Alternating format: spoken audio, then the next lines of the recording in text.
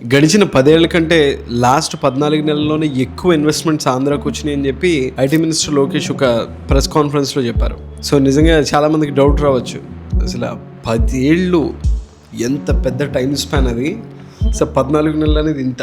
So there is no fundamental match కదా.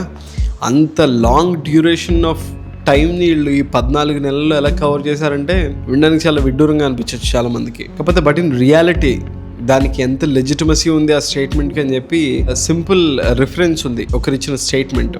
Definite గా Chandrababu Naidu is taking the advantage. రాష్ట్ర ప్రజల అదృష్టం ఒక రకంగా చెప్పాలంటే. తెలుగుదేశం పార్టీ మీద ఆధారపడినటువంటి కేంద్ర ప్రభుత్వం ఏర్పడడం, కేంద్ర ప్రభుత్వంలో భాగస్వామ్యం కావడం వల్ల ఇలా విశాఖ ఉక్కు ప్రైవేటీకరణ ఆపుకున్నారు, రైల్వే జోన్ వైజాగ్ లో వచ్చింది, క్యాపిటల్ కు కూడా నిధులు వస్తా ఉన్నాయి, హైవేలు తెచ్చుకుంటా ఉన్నారు, ఒక రకంగా పోలవరం ప్రాజెక్ట్ కొంత ముందుకు పోతున్నట్టుంది. ఇది కలిసి వచ్చింది. ఒక రకంగా చెప్పాలంటే ఆంధ్రప్రదేశ్ కు కొంత కేంద్రం నుంచి నిధులు రాబట్టడంలో కానీ వాళ్ళు అనుకున్న పనులు వైజాగ్ స్టీల్ లాంటివి, రైల్వే జోన్ లాంటివి ఈ రోజు చేసుకునేటువంటి అవకాశం వాళ్ళకి. విన్నారు కదా, ఇది former TRS, as of now అది బీఆర్ఎస్, భారత రాష్ట్ర సమితి కింద పేరు మార్చారు.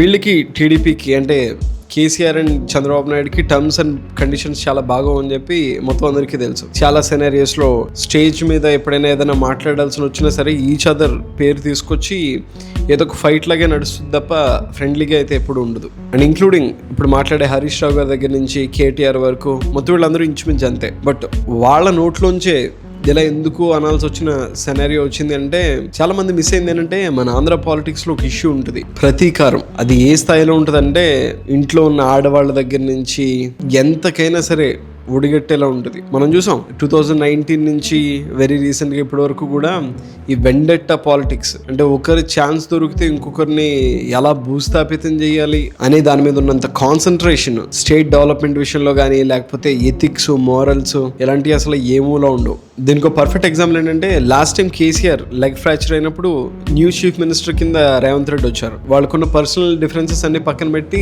ఆయన్ని విజిట్ చేయడానికి వెళ్ళారు, పరామర్శించడానికి. ఏపీలో మీరు ఇలాంటి చూడరు, బద్ద శత్రువుల్లో చూస్తారు చాలా విషయాల్లో. ఐ మీన్ ఇదేదో నా పర్సనల్ ఒపీనియన్ రుద్దడానికి నేను చెప్పట్లేదు, నిజంగా విజువల్గా మీరు అందరూ చూసే ఉంటారు ఒకరికొకరు ఎంత వల్గర్గా మాట్లాడుకుంటారో అండ్ ఏ స్థాయిలో అలిగేషన్స్ చేసుకుంటారో. We know that thing very well, కొత్తగా చెప్పాల్సిందేం లేదు. And AP Telangana ethics, politics ఇవన్నీ ఒకసారి పక్కన పెట్టి will dive into the topic again. ఇప్పుడు టీఆర్ఎస్ లీడర్ ఎందుకు ఇలాంటి స్టేట్మెంట్ ఇవ్వాల్సి వచ్చింది అంటే నేను అన్నాను కదా, ఎథిక్స్, వాల్యూస్. కొంచెం మందికి ఒక ఇంటిగ్రిటీ ఉంటుంది, నిజాన్ని నిజంగా చూసినప్పుడు వాళ్ళు జస్ట్ దాయడం కానీ లేకపోతే డినై అంటే లేదు అని చెప్పి చెప్పడం కానీ ఇలాంటివి ఉండదు. ఏదైనా వాస్తవంగా జరిగితే ఆ పద్ధతి అనేది ఉంటుంది, నిజంగా జరిగితే అప్రిషియేట్ చేయాల్సిందంటూ తప్పే ఉంది, అది వీళ్ళు చేస్తారు. ఇంక్లూడింగ్ కేటీఆర్ కూడా మల్టిపుల్ లొకేషన్స్లో చెప్పారు, వీటిల్నే విలువలతో కూడిన రాజకీయాలను కూడా అంటారు. బ్యాడ్ లక్ ఏంటంటే ఆంధ్రాలో ఇవి లేవు. ఇప్పుడు నేను ఇక్కడ హరీష్ రావు గారు పొగిడిన ఈ క్లిప్పింగ్ పెట్టి మినిస్టర్ నారా లోకేష్ ఇచ్చిన స్టేట్మెంట్ వ్యాలిడే అని చెప్తే అది కొంచెం సార్కాస్టిక్గా ఉంటుంది. అందుకని చెప్పి దాని complete details will go in to that. Starting with foreign direct investments దగ్గర నుంచి డొమెస్టిక్ ఇన్వెస్ట్మెంట్స్ వరకు. డొమెస్టిక్ అంటే విత్ ఇన్ ఇండియాలోనే ఉన్న ఇండస్ట్రీస్ పెట్టేవి, ఫారెన్ డైరెక్ట్ ఇన్వెస్ట్మెంట్స్ అంటే అవుట్ సైడ్ ఇంటర్నేషనల్ కంపెనీస్ ఏవైతే ఉంటాయో అవి ఇన్వెస్ట్ చేసేవి. ఇదంతా స్టార్ట్ చేసే ముందు మీ అందరికీ ఒక విషయం. రీసెంట్గా నేను ఇన్స్టాగ్రామ్లో స్క్రోల్ చేసేటప్పుడు mostly last 24 hours in India ఇలాంటి వెరిఫైడ్ పబ్లికేషన్స్ ఉంటాయి.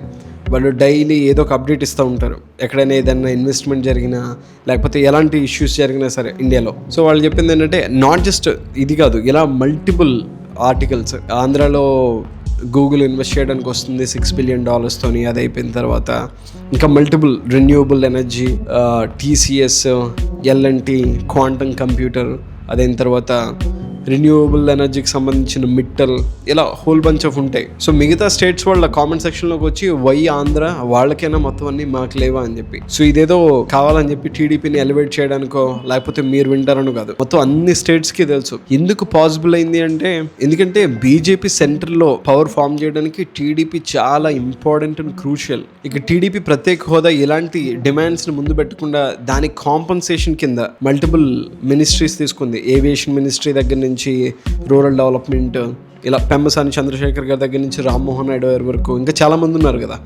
సో వీళ్ళందరూ స్టేట్కి సమ్వాట్ ఏదో ఒక రకంగా హెల్ప్ అవుతుందని చెప్పి they to call those MOUs. అదైన తర్వాత ఇలాంటి హై ఎండ్ అంటే చాలా హ్యూజ్ చంక్స్ ఆఫ్ ఇన్వెస్ట్మెంట్స్ ఏవైతే ఉంటాయో డైరెక్ట్ పిఎం ఆఫీస్ నుంచి యాక్సెస్ అనేది ఉంటుంది. ఇది ఆఫ్ ద రికార్డ్ జరిగే డీల్స్, పొలిటికల్ డొమైన్స్లో ఉంటే చాలా మందికి తెలిసే విషయం.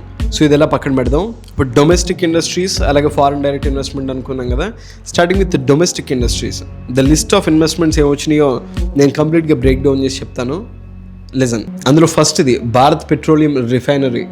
దాని ఓవరాల్ ఇన్వెస్ట్మెంట్ ఏంటంటే 95,000 నుంచి 1,00,000 కోట్లు, ఇంచుమించు 1,00,000 crores. ఇందులో సెకండ్ వచ్చి Arcelor Mittal Nippon steel plant.